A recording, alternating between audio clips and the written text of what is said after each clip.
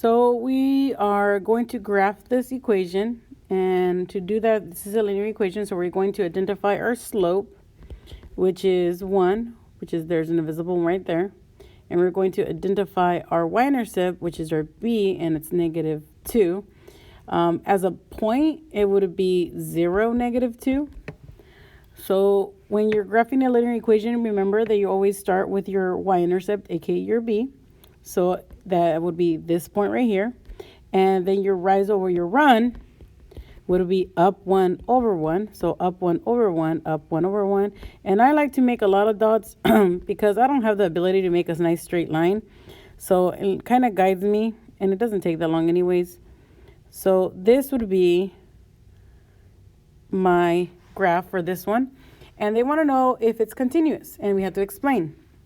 So it is continuous because there are no gaps, holes, or jumps in this line. So the way that you can see this is very easily. So let me change to my lifesaver pointer.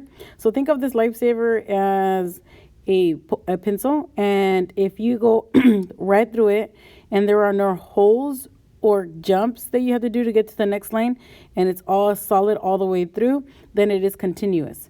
So we're gonna write continuous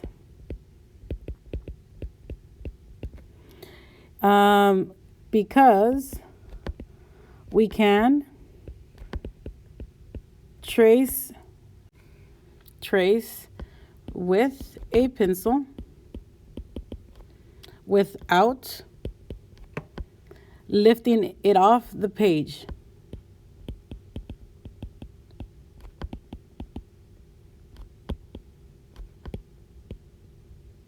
So that's a quick way to justify and explain how it is continuous.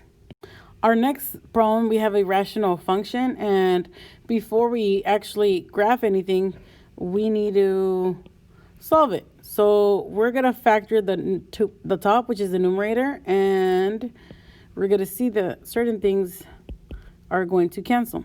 So if we factor the x squared plus x minus 6, we're gonna get x minus 2, x plus 3, all over x plus 3. These two terms cancel out. Since they canceled out, that's going to be a whole of wherever this makes it 0. So I know if, for example, if I solve for x plus 3 is equal to 0, I want to know where it's not equal to 0. So if I move that over, x cannot equal -3.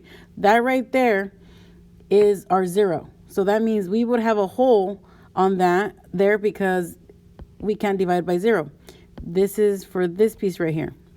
So can't divide by 0. So this is why it's a hole there.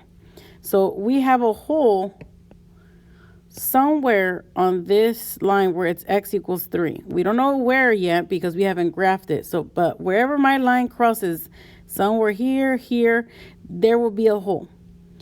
That means once we cancel that out, that means we are graphing x minus 2, which is the same one we just graphed before.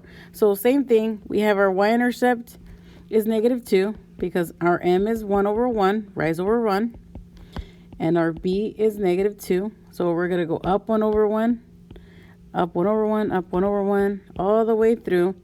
And same thing here, but instead of going there, we're going to have a hole, and we're going to draw our line through our graph.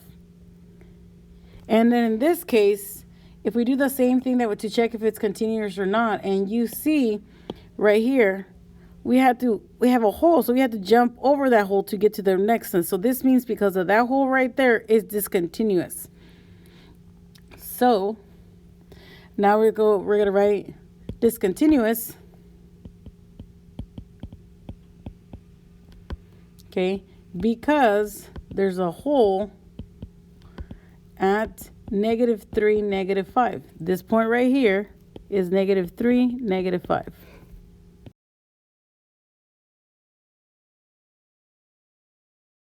Okay, so on this slide, I'm not focusing too much on you knowing how to graph it yet. That's going to be what we're going to do tomorrow.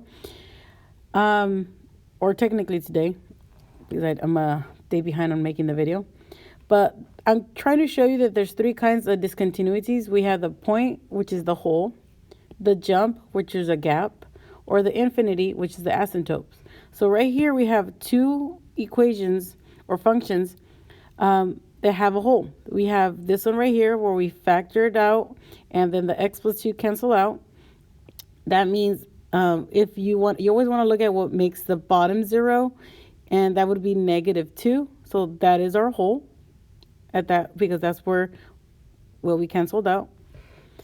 On this one, same thing, we factored it out. We canceled out the x plus 3, and our hole was right here. So we have a linear function that was left over that we had a graph on both of them. But once we canceled them out, this was the hole that we canceled out. Okay. For the jump, we have a piecewise function. Then if you notice this, we go in here and then we jump up. That is a discontinuity. The step pattern, because they're all jumps, that is a discontinuity. Infinite asymptotes, those are discontinuities because they basically are leaning up against it and they're squeezing up. But then look right here, there's a gap. It's not a continuous thing. The asymptote is what makes it a discontinuity. And same thing here, you have a couple ones. Again, I'm not going to focus too much right now on how to graph it. That's what we're going to do later on. But you factor that out. These right here are your x.